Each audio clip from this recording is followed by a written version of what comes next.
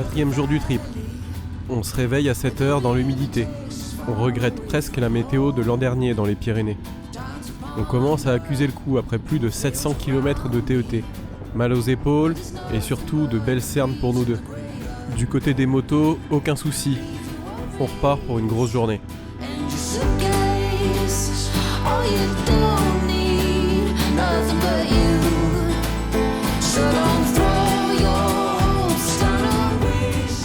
Poubelle, chiotte.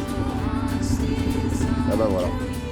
Certains se posent peut-être la question, mais sur le parcours, nous n'avons eu aucun problème pour trouver des points d'eau, des toilettes ou encore des poubelles. L'an dernier, au cœur des montagnes, le sujet toilette était un peu plus délicat.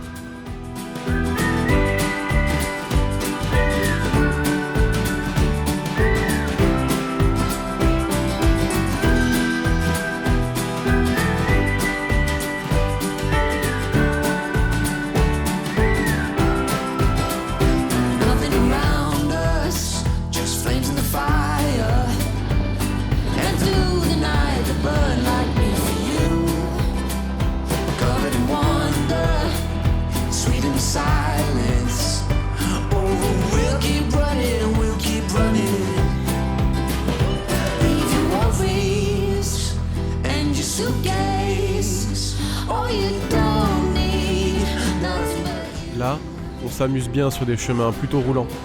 Puis je remarque que l'écran de ma GoPro est fendu. Ensuite, je me rends compte que la GoPro n'était même plus vissée à son support, l'écrou s'étant fait la malle. La journée commence bien.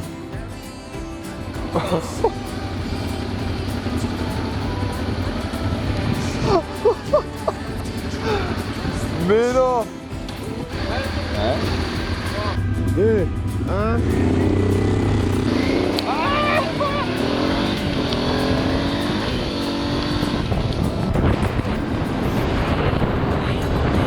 Ah, tu m'as bien tué, hein.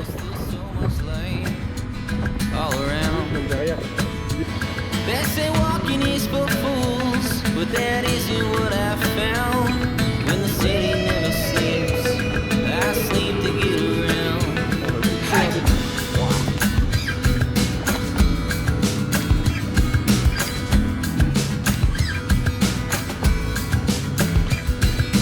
All of my friends are talking about moving out. They need a little room to breathe, find some land of their own where they can just stay for 50 years to love every day. That garden, you know you gotta grow it, and the grass, you gotta mow it, and I feel you already know it. This ain't gonna fix anything.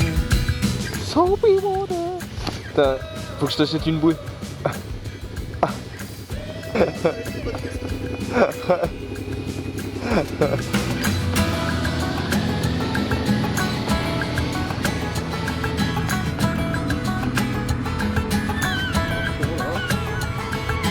Walking through the city in the middle of the night.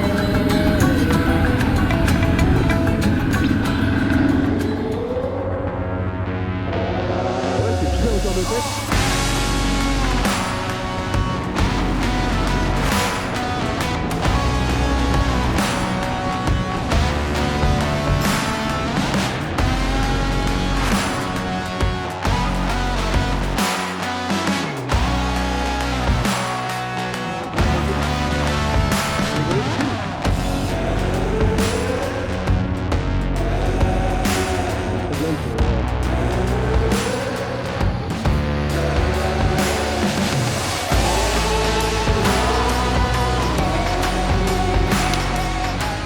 Fin de matinée, nous nous arrêtons boire un café chez mon parrain, avant d'acheter des sandwichs à l'Agassi que nous mangerons plus tard sur la route.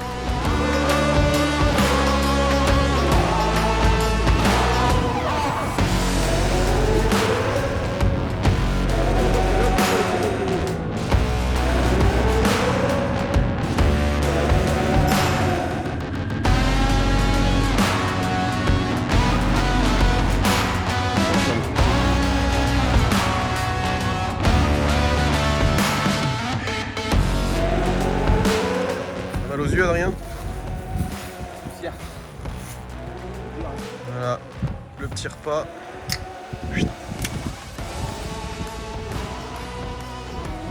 Entre un bois et un verger. on a connu pire.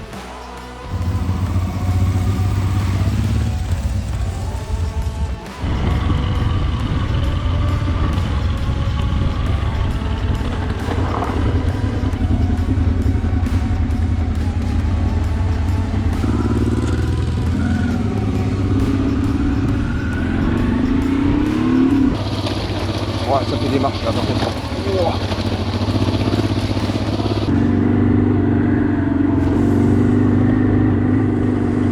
Ah, ça c'est sympa. Ouais, carrément.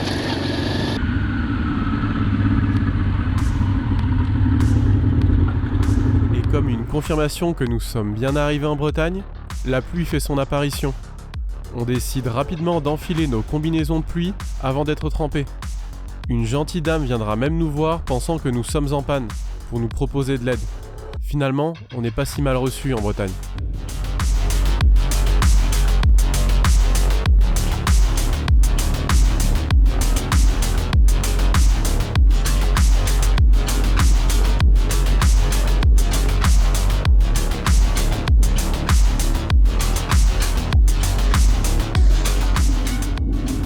Là, on va pas prendre de grands randonneurs normalement. Oh la vache, t'as les cailloux là. Oh. Et il y en a, ils doivent venir s'amuser là, t'as vu? Ouais.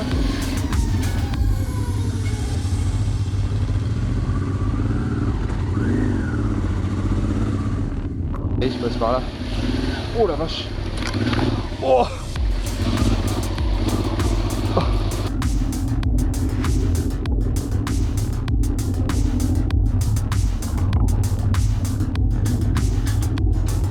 Avec ça là, ça doit glisser ça. Oh putain de sa race. Oh bah j'y vais. Oh.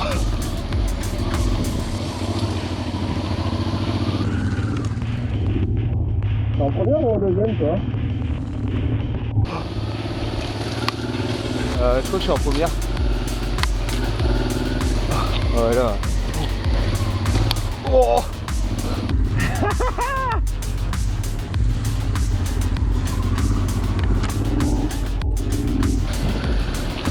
Putain, je sais même pas par où faut aller. Oh. Bah je crois. Bah... Attention, mais par contre il y a un pont là. Regarde.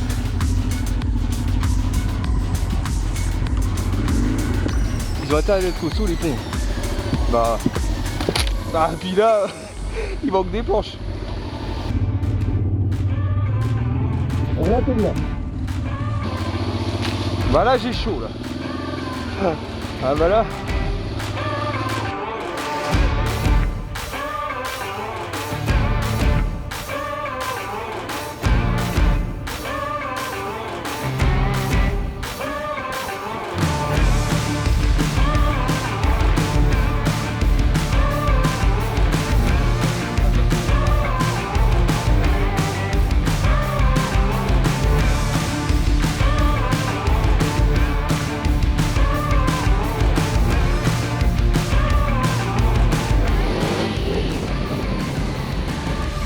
Derrière.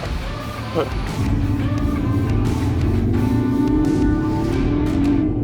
Oh, maman, c'est bon ça.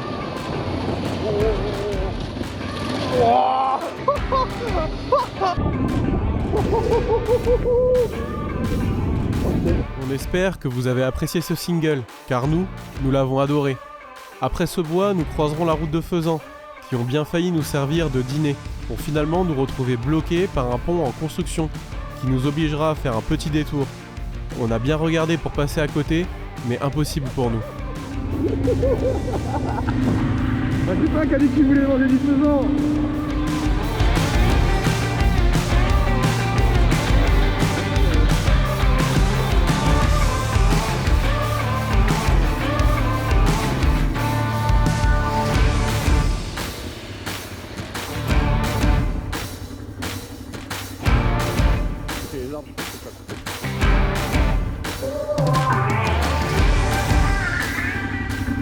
Ouh, j'ai failli partir là. T'as vu la trace? Attends, je vais me barrer de là parce que... Ouais,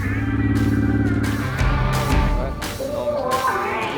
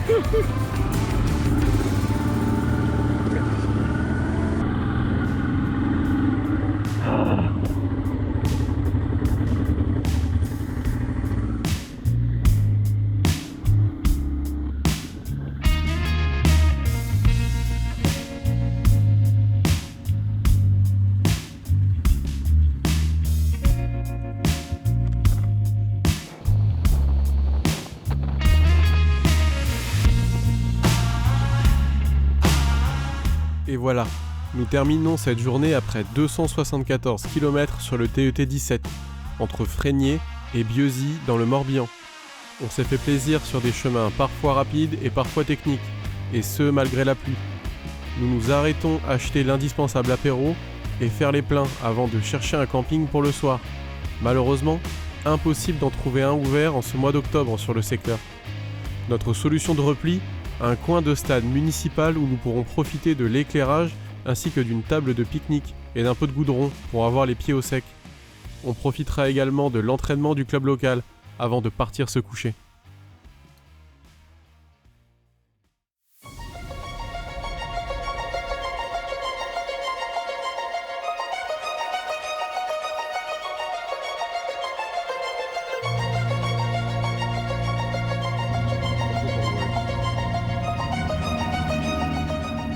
Il est 6h30 et c'est le 5e jour du trip.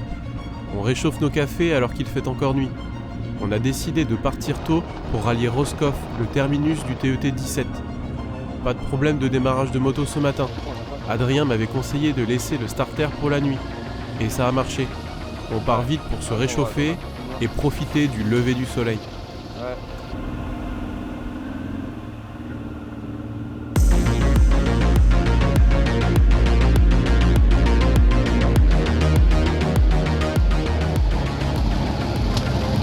Oh la sacoche.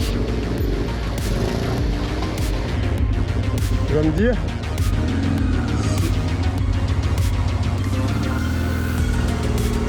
ça frotte des deux côtés là. Bon bah, tout ce qu'il reste à faire, faut que j'en démonte une. On va voir. Moi je vais essayer. Peut-être un peu moins large. Oh putain, celle-là elle est dure. Celle-là. Peut-être c'est la seule. T'as de la place à droite là. Ouais, une grosse branche là, au niveau de la poignée. Ouais. Ouais, qui me saoule. Oh oh. Ouais, on va rester là. Hein.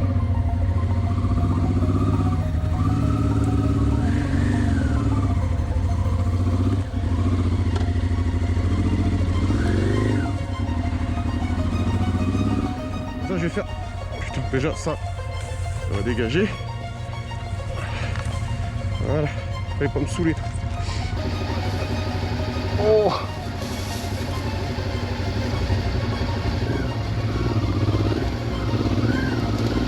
Ça s'appelle du pilotage.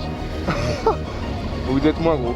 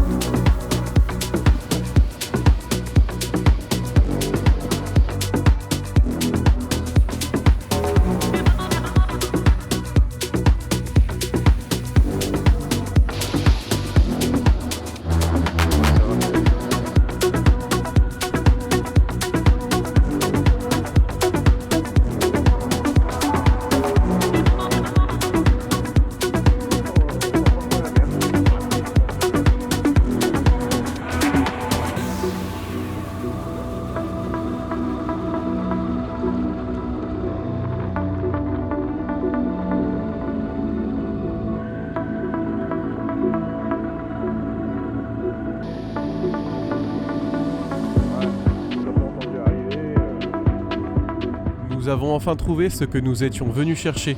On prend beaucoup de plaisir ce matin. Les paysages sont superbes et les chemins sont pile à notre niveau. Nous arrivons à Huelgoat vers midi pour faire un dernier plein et manger. Mais la mauvaise surprise, la moto d'Adrien perd du liquide de refroidissement. Coup dur pour les Pony Riders. Après avoir cherché une durite dans plusieurs garages, Adrien sort la trousse à outils pendant que je lui joue la musique de MacGyver. Nous repartirons après avoir mangé dans une boulangerie en espérant que la réparation de fortune tienne jusqu'au bout. Hop là. La pissette. Moi je filme, moi je suis le reporter. T'es en train de te crâner les doigts, c'est ça? Oh, c'est beau ça. Ça c'est du fait maison ça.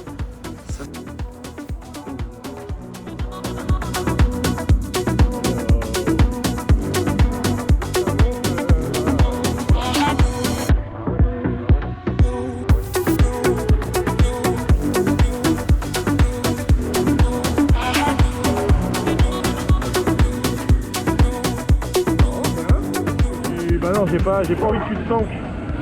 Mais que tu te casses la gueule éventuellement, ça m'irait. Bah je crois qu'on passera pas. C'est là. Wow. On est sûr de nous là?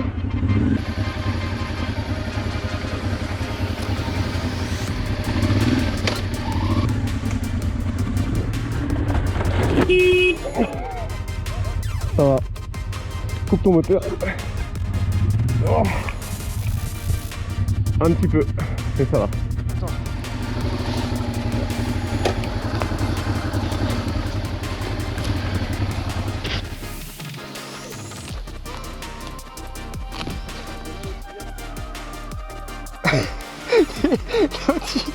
L'autre il est là, il me dit tu filmais j'espère. 1, 2, 3. Hop là. Ça va quoi?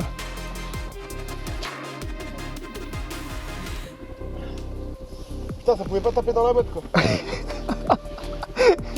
Trop mais moi ce qui me choque c'est le premier réflexe. Eh, tu filmais j'espère. Il vient de se démonter la gueule.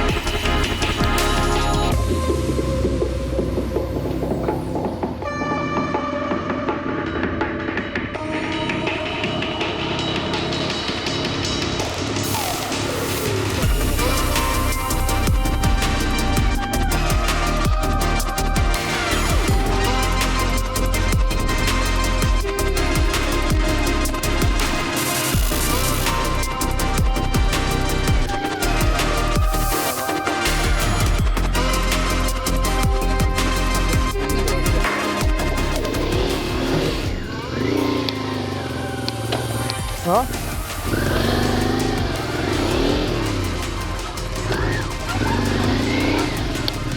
Regarde tous les chiens. Encore un bordel là. Ouais. Laisse tomber. En fait faut le prendre là. Tu vois?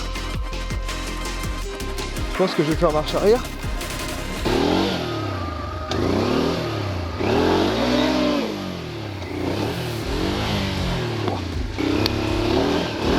Ah putain j'y étais sa mère.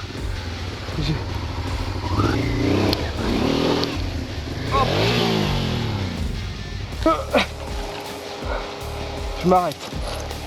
Parce que... Ouais mais faut que tu prennes là. Tu prends là. Et après direct faut que tu prennes ici là. Parce que là, ou si peut-être avec de l'élan mais... Bah... Non. Non parce que celle-là je l'ai posée.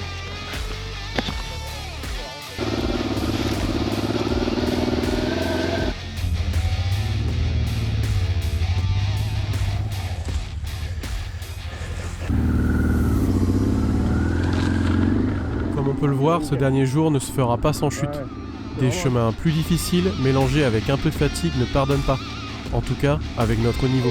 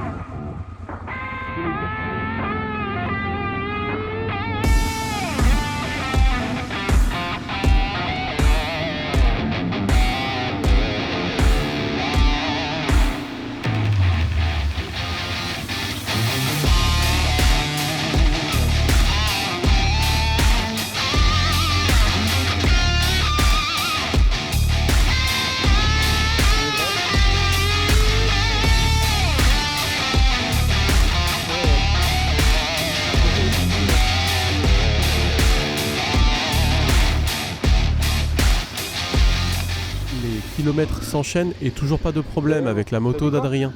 En faisant attention à ne pas trop faire chauffer le moteur, la réparation tient le choc. Malgré ça, on a pris le temps de trouver une solution. Un ami nous fabriquera un manchon en alu à l'arrivée, histoire de rentrer plus serein jusqu'à Nantes.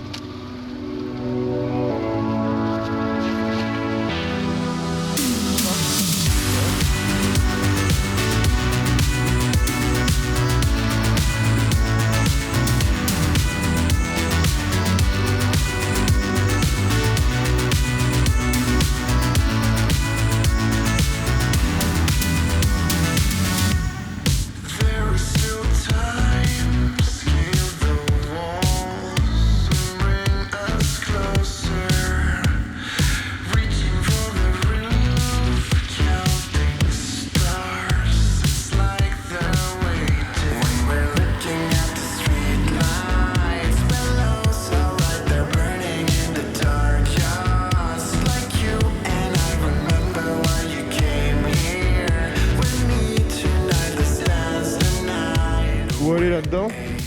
Ah non, il y a un chemin là, c'est là. Ouais, c'est là.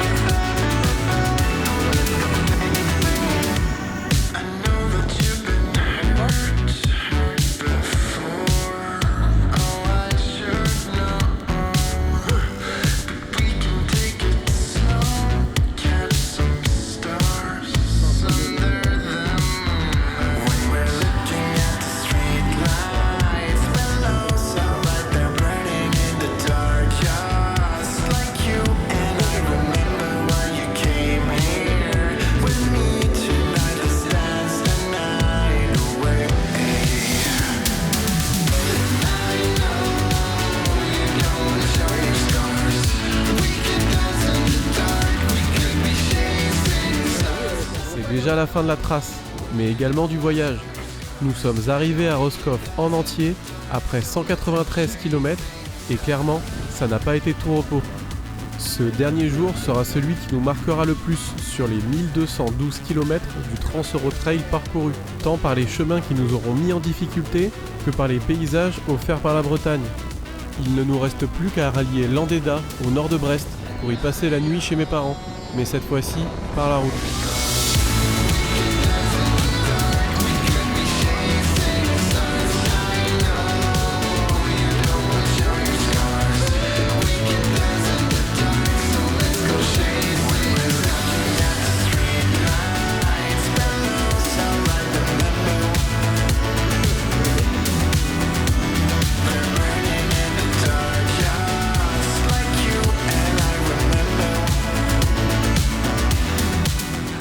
On espère que la vidéo du trip vous aura plu et on vous dit à l'année prochaine pour une nouvelle aventure à moto.